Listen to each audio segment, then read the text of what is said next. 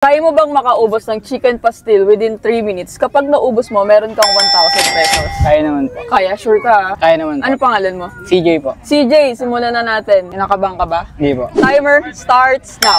Okay guys? Tignan natin kung kaya ni CJ makaubos ng chicken pastil within 3 minutes. Grabe, mukhang ubos nga, no? Mukhang solid.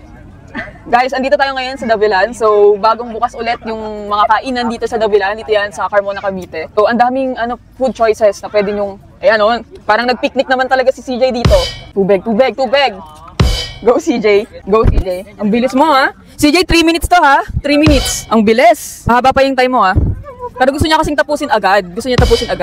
Gutom to for sure kasi nag-bike sila eh. Ayan, nilinis na oh. Winalis na, nilinis na. Go CJ. Walang tinira. Grabe. Para daw binakim, sabi ng kaibigan mo.